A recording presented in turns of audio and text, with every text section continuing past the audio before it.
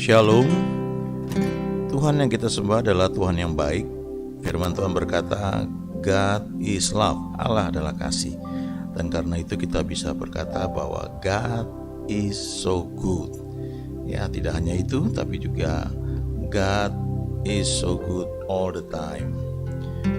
Dan untuk mengalaminya tentu kita perlu belajar mengikuti tuntunannya. Kita perlu menjadikan dia sebagai gembala kita dan percaya dalam setiap tuntunannya yang kita ikuti bahwa itu mendatangkan kebaikan bagi kita senantiasa.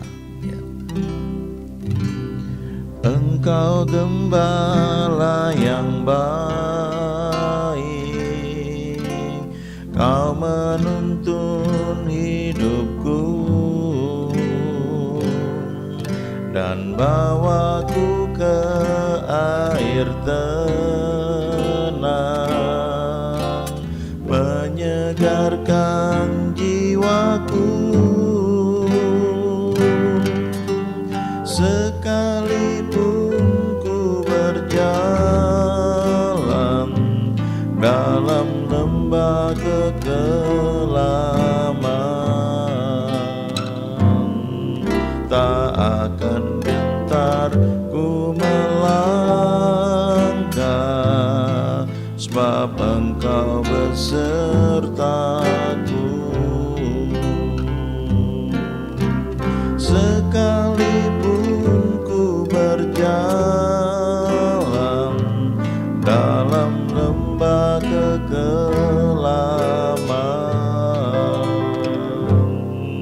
tak akan gentar ku melangkah, sebab Engkau besertaku.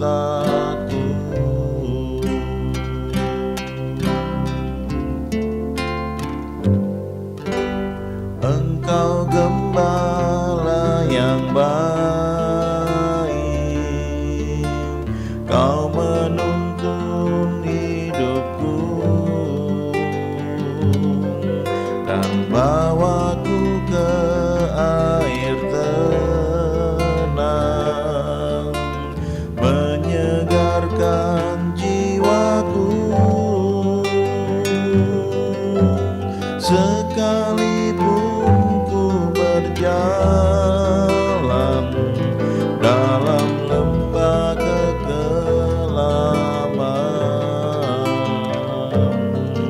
tak akan gentar ku melangkah, sebab Engkau besertaku. Sekalipun ku berjalan dalam lembah kekelaman,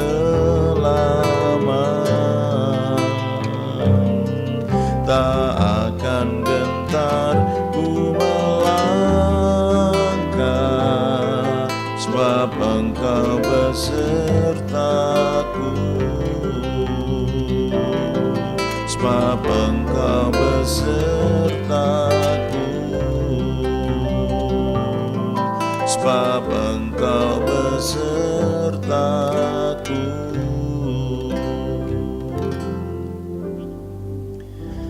Kalau kita mengikuti tuntunan Tuhan, salah satu saingan ya atau tantangan terbesar adalah kalau itu menyangkut uang ya, menyangkut harta.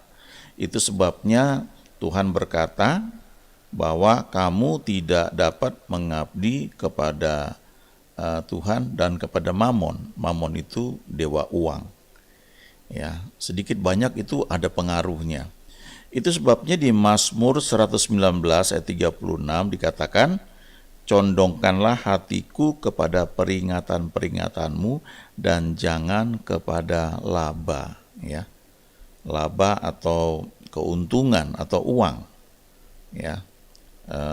Turn my heart toward your statutes, ya, and not toward selfish gain. Selfish gain itu keuntungan yang sifatnya untuk pribadi, ya. Egois ya, untuk diri sendiri. Nah, hal ini melanda tidak hanya di dunia kerja atau di dunia bisnis, ya, bahwa uang itu pengaruhnya begitu kuat. Bahkan ini sampai masuk ke dalam pelayanan, ya. Ada banyak cerita untuk hal ini. Dan dari cerita-cerita tersebut kita bisa belajar banyak. Kita bisa melihat bahwa Tuhan itu juga baik, Tuhan itu kreatif. Tapi dengan melihat cerita-cerita tersebut, kita bisa belajar untuk menghindari, ya, sehingga hal-hal yang dialami oleh orang-orang tertentu, yang contohnya mungkin ada di Alkitab, ya, kita nggak perlu alami, ya, karena itu ya sangat-sangat tidak enak, ya. Nah, salah satu contoh itu adalah kisah mengenai Bileam di Bilangan pasal 22. Nah, cerita mengenai Bileam ini agak panjang, jadi mungkin yang kali ini saya cuma menekankan satu bagian. Saya kasih ringkasannya dulu, ya. Bileam itu adalah seorang nabi, dan dikatakan nabi ini kalau bernubuat itu jadi, ya. Dia rebah, matanya terbuka, dan dia mengucapkan perkataan nubuat itu jadi. Bahkan reputasinya tuh terkenal, sehingga kalau dia memberkati suatu bangsa atau sekelompok orang atau seseorang, maka orang tersebut atau sekelompok orang atau bangsa tersebut akan diberkati. Kalau dia mengutuk bangsa atau sekelompok orang, maka itu akan terjadi, ya. Saking terkenalnya, dia ini diundang oleh seorang raja untuk mengutuk bangsa Israel. Karena raja ini, ya, yang namanya Balak, ya, Balak bin Zipor, dia ini raja Moab. Dan dia takut sekali waktu dia lihat bagaimana orang Israel ini menang perang dan musuhnya kocar-kacir, sehingga dia takut sekali. Dan dia kemudian mengutus orang untuk memberi upah kepada Bileam supaya Bileam mengutuk orang Israel. Nah, kalau sudah dikutuk maka gampang dikalahkan. Saya kira hal seperti ini sampai sekarang terjadi, ya. Orang percaya pergi ke dukun dan sebagainya karena mereka percaya ada kuasa-kuasa yang tidak terlihat oleh mata yang bisa bekerja. Nah, kalau kita melayani Tuhan atau ya kita anak Tuhan, kita percaya firman Tuhan, maka firman Tuhan berkata di kitab Amsal, kutuk tanpa alasan tidak akan kena, ya. Kita nggak perlu takut akan hal itu, tapi tentunya bukan berarti kita hidup santai saja. Ada hal-hal yang perlu kita lakukan, ya. Sama seperti kalau kita bilang, oh saya kuat badan saya, ya nggak akan kena penyakitnya. Tentu ada hal-hal yang perlu kita jaga, ya, makanan, minuman, jangan makan racun, ya, jangan minum minuman yang mengandung racun, ya, lalu tambahkan suplemen misalnya, lalu istirahat cukup. Nah, itu hal-hal yang perlu dilakukan, ya. Nah, coba kita lihat, ya, ini ayat-ayatnya saya coba singkatkan, ya. Dari ayat 2, Bilangan 22 ayat 3, mulai ayat 3 sampai dengan ayat 6, ya, saya baca, ya. Maka sangat gentarlah orang Moab terhadap bangsa itu karena jumlahnya banyak. Lalu muak dan takutlah orang Moab karena orang Israel. Lalu berkatalah orang Moab kepada para tua-tua Midian, tentu saja laskar besar itu akan membabat habis segala sesuatu yang di sekeliling kita, seperti lembu membabat habis tumbuh-tumbuhan hijau di padang. Adapun pada waktu itu Balak bin Zipor menjadi raja Moab. Raja ini mengirim utusan kepada Bileam bin Beor ke Petor yang di tepi sungai Efrat, ke negeri teman-teman sebangsanya, untuk memanggil dia dengan pesan, ketahuilah ada suatu bangsa keluar dari Mesir, sungguh sampai tertutup permukaan bumi olehnya, dan mereka sedang berkemah di depanku. Karena itu datanglah dan kutuk bangsa itu bagiku, sebab mereka lebih kuat daripadaku. Mungkin aku sanggup mengalahkannya dan menghalaunya dari negeri ini, sebab aku tahu siapa yang kau berkati, dia beroleh berkat, dan siapa yang kau kutuk, dia kena kutuk. Ya, jadi Bileam ini diundang, ya, diberikan upah untuk dia itu mengutuk bangsa Israel supaya Balak bin Zipor yang menjadi raja Moab ini bisa mengalahkan orang Israel. Kita lanjutkan ya dari ayat 7 sampai dengan ayat 11. Lalu berangkatlah para tua-tua Moab dan para tua-tua Midian dengan membawa di tangannya upah penenung, ya, upah penenung gitu ya. Jadi ada uangnya ini ya.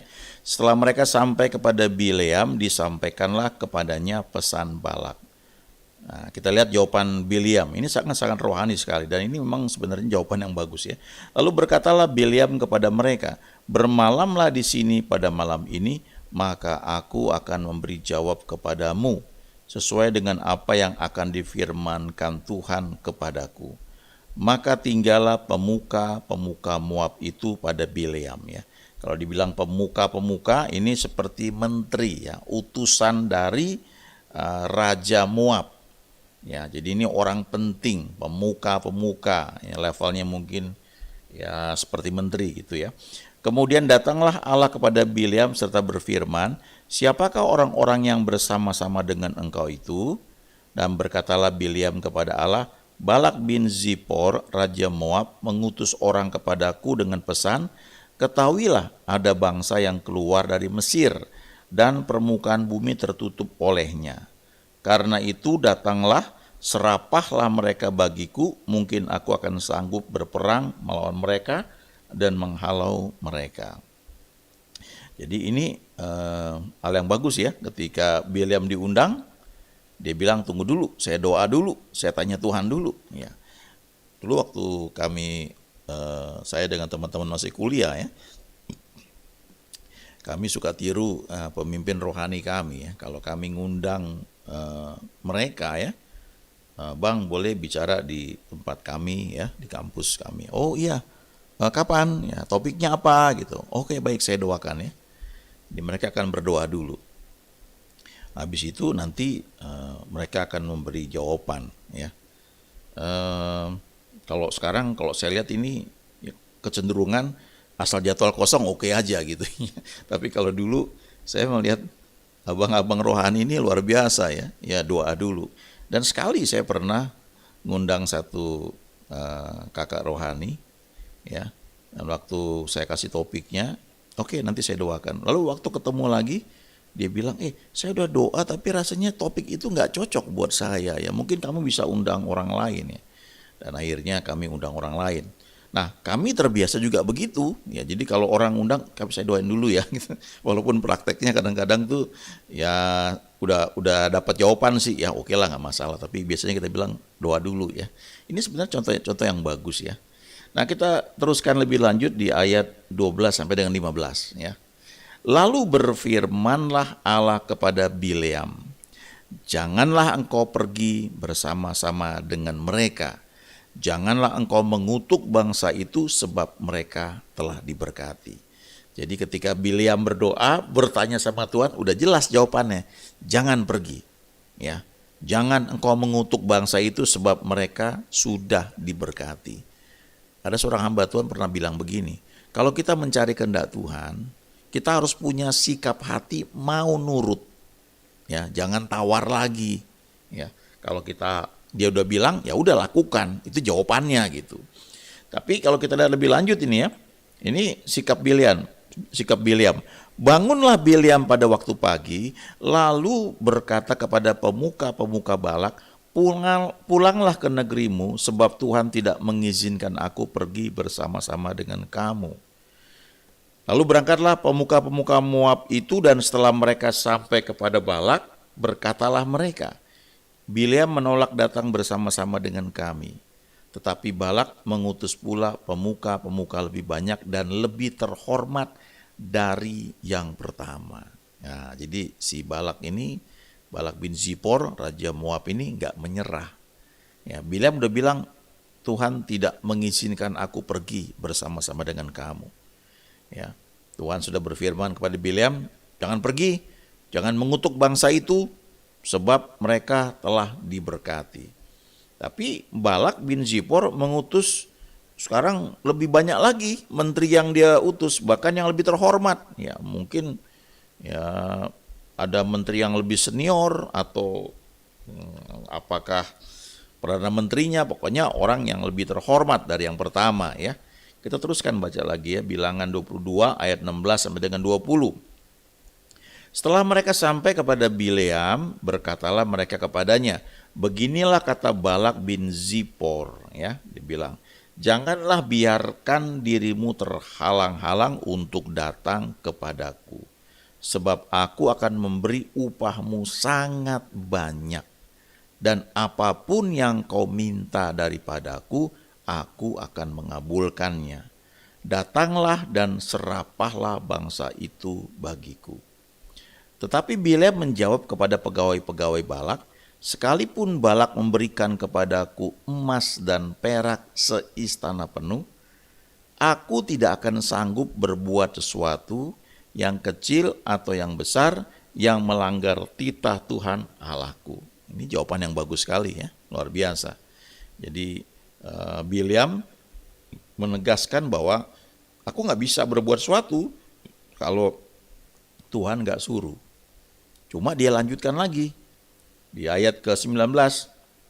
Oleh sebab itu, oleh karena aku tidak akan bisa berbuat sesuatu pun kalau Tuhan melarangnya, kamu tunggu dulu di sini. Ya, baiklah kamu tinggal di sini pada malam ini, supaya aku tahu apakah pula yang akan difirmankan Tuhan kepadaku. Ya. Lalu ayat 20, datanglah Allah kepada Bileam pada waktu malam serta berfirman kepadanya, jikalau orang-orang itu memang sudah datang untuk memanggil engkau, bangunlah, pergilah bersama-sama dengan mereka, tetapi hanya apa yang akan kufirmankan kepadamu harus kau lakukan. Nah, sampai di situ dulu ya. Ini sebenarnya ceritanya panjang kalau kita teruskan, tapi saya mau menekankan bagian ini. Lagi pula kalau kita saat teduh ya, biasanya mungkin 1-2 ayat. Nggak ada salahnya membaca satu pasal, bahkan beberapa pasal, karena itu perlu satu gambaran. Tapi sebenarnya dalam 1-2 ayat saja sudah banyak kebenaran yang bisa digali. Apalagi banyak ayat ya, apalagi 1 pasal, 2 pasal, ya beberapa pasal itu bisa banyak sekali. Nah, kita mau fokus di sini bahwa ternyata kalau kita lihat di sini, sepertinya Tuhan itu berubah. Ya. Tadinya dibilang jangan pergi. Tapi ketika Balak bin Zipor ini mengirim utusan-utusan yang lebih terhormat, ini mempengaruhi Bileam. Dia sudah tahu jawabannya enggak bisa. Tapi dia masih doa lagi, tanya lagi. Ya enggak ditulis di sini, tapi bisa aja dibilang begini, Tuhan, ini yang datang lebih banyak loh ya. Ini orang-orangnya lebih penting. Dan ini waduh, kalau pelayanan istilahnya nih, PK-nya lebih besar nih ya, persembahan kasihnya lebih besar. Ini dia janji loh, dia mau bantu pelayanan. Dan banyak hal ya yang menarik ya. Sehingga akhirnya kita melihat sepertinya kok Tuhan bisa berubah ya. Karena di ayat 20 dikatakan ya, Allah berfirman kepada Bileam, jikalau orang-orang itu memang sudah datang untuk memanggil engkau, ya nggak ditulis di sini, tapi saya bisa melihat sepertinya Tuhan mau bilang, kalau orang-orang itu memang sudah datang dan mempengaruhi engkau dengan upah yang banyak itu, okelah, pergilah, nggak apa-apa. Tapi ingat baik-baik ya, jangan ngomong sembarangan. Hanya apa yang kufirmankan kepadamu itu yang harus kau lakukan. Nanti kalau baca ayat selanjutnya, kita akan melihat ya, Bileam ini jalan, dia naik keledai, tapi di tengah jalan ada malaikat Tuhan dengan pedang terhunus mau membunuh Bileam karena Bileam sudah menyimpang dari tuntunan Tuhan. Ya, lalu keledai ini kemudian dia nggak mau jalan, dia monggok ya. Nah, kemudian Bileam pukul keledainya, lalu si keledainya jalan lagi. Kemudian dia lihat malaikat lagi dengan pedang terhunus, lalu dia berhenti lagi ya. Lalu Bileam pukul lagi sampai akhirnya ketika sudah mepet di satu jalan, nggak ada jalan lain lagi ya. Akhirnya Bileam pukul keledai itu dan keledai itu mulai ngomong ya. Nah, kalau keledai bisa ngomong dalam bahasa manusia, ngomong kepada nabi itu artinya sudah keterlaluan ya. Bileam ini dari awal sudah dapat suara Tuhan, jangan pergi. Tapi karena pengaruh harta, pengaruh tawaran yang menarik dari Balak bin Zipor, dia negosiasi. Dia bilang, Tuhan ini banyak loh, ini manfaatnya besar loh, saya bisa mendapatkan sesuatu, dan ini orang ini janji yang luar biasa ya. Karena dikatakan di sini Balak bilang, sebab aku akan memberi upahmu sangat banyak, dan apapun yang kau minta daripadaku, aku akan mengabulkannya. Jadi wah, ini bisa buat ini, bisa buat sekolah nabi misalnya, bisa buat bantu orang dan sebagainya ya. Tapi kalau kita baca di Alkitab ya, di Roma 12 ayat 1 ayat 2 ya. Ayat 1 mengatakan, karena itu demi kemurahan Allah aku menasihatkan kamu supaya kamu mempersembahkan tubuhmu sebagai persembahan yang hidup, yang kudus dan yang berkenan kepada Allah. Itu adalah ibadahmu yang sejati. Lalu ayat 2 mengatakan, janganlah kamu menjadi serupa dengan dunia ini, tetapi berubahlah oleh pembaruan budimu, supaya kamu dapat membedakan manakah kehendak Allah, apa yang baik, apa yang berkenan, dan apa yang sempurna. Nah, sejak manusia jatuh dalam dosa, karena makan buah pengetahuan baik dan yang jahat, kemampuan manusia itu cuma hanya sampai di membedakan apa yang baik dan apa yang jahat, apa yang menguntungkan, apa yang merugikan. Semuanya cuma sampai di perhitungan baik dan jahat atau untung dan rugi. Padahal kalau kita mengikuti Tuhan, kita mengizinkan perubahan paradigma yang Tuhan buat, kita akan seperti awalnya pada waktu Adam dan Hawa diciptakan ya. Mereka itu hidup dalam kehendak Tuhan yang sempurna. Mereka cuma mendengar suara Tuhan dan mereka mengikuti. Di Roma 12 ayat 2 dikatakan itu, kalau kita mau berubah oleh pembaruan budi kita, cara berpikir kita bisa bedakan bukan hanya baik dan jahat atau untung dan rugi, tidak hanya menilai sesuatu dari nilai materi, tapi kita bisa melihat di antara yang baik itu, sebagian itu berkenan kepada Tuhan. Tidak semua yang baik yang kita lihat itu berkenan kepada Tuhan. Lalu di antara yang berkenan itu ada sebagian yang sempurna. Nah, itu yang pas dalam tuntunan Tuhan ya. Ketika kita nggak nawar, kita nggak negosiasi ya, kita bisa dapatkan itu yang sempurna itu. Itu yang paling pas, paling cocok buat kita. Saya baca buku hamba Tuhan yang Tuhan pakai luar biasa ya dalam pelayanannya selama dia hidup sampai dia dipanggil Tuhan dalam usia yang sudah sangat lanjut, pelayanannya berkembang terus sampai sekarang. Dan dia bilang banyak orang cuma hidup dalam batasan baik ya, atau berkenan. Sedikit yang hidup dalam kehendak Tuhan yang sempurna. Kenapa? Karena kita punya kehendak bebas ya. Kita bisa tawar-menawar. Ya. Nanti kalau baca lebih lanjut, di kesempatan lain saya akan cerita lanjutan cerita ini ya. Barangkali besok, tapi sampai sekarang sampai di sini dulu ya. Kita akan lihat nanti ujungnya Bileam ini dia kompromi. Dia ingin nurut Tuhan, tapi dia juga ingin dapat upah yang besar. Dia nggak mau kehilangan kesempatan itu. Dia kompromikan antara mengikut Tuhan dengan materi yang dia terima.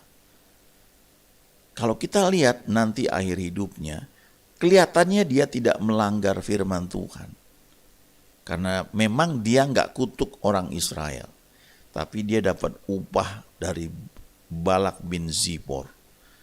Dan kalau kita baca di pasal-pasal berikutnya, akhirnya nanti Bileam ini mati dibunuh oleh orang Israel.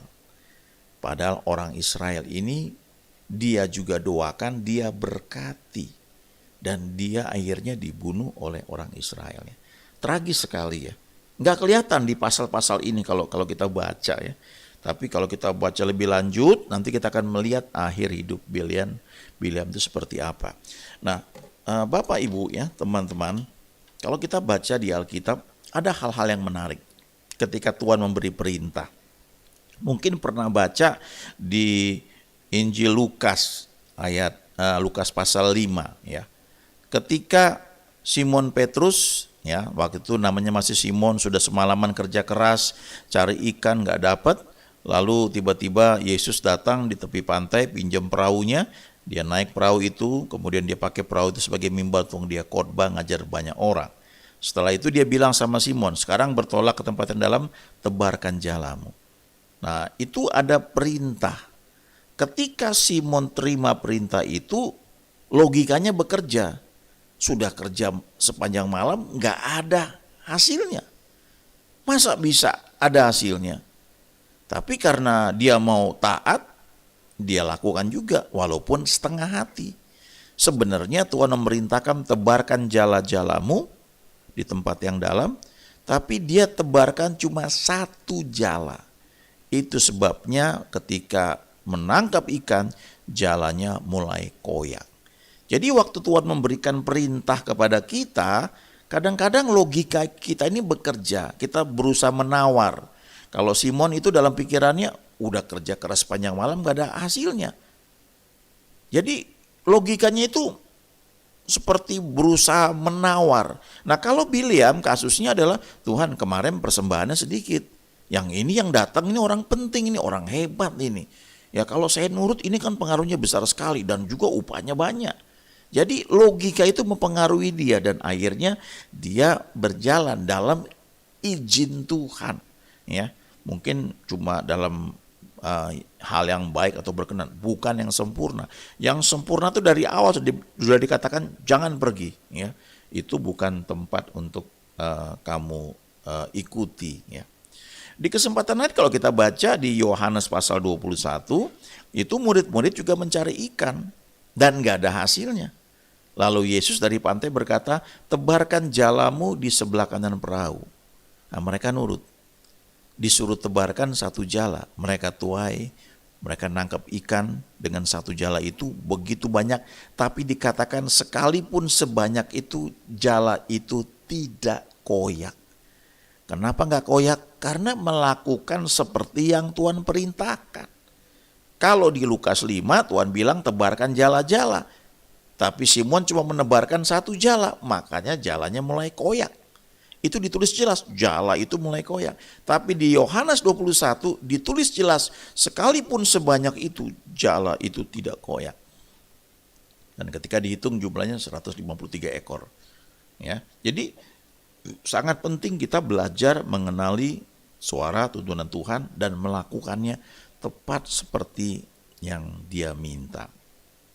Ya, kalau kita menawar, ya maka hasilnya itu bisa menyimpang. Nah, kalau teman-teman pernah baca ya, ada kisah 12 pengintai yang diutus untuk mengintai tanah perjanjian. Mereka mengintai selama 40 hari ya, mereka pergi.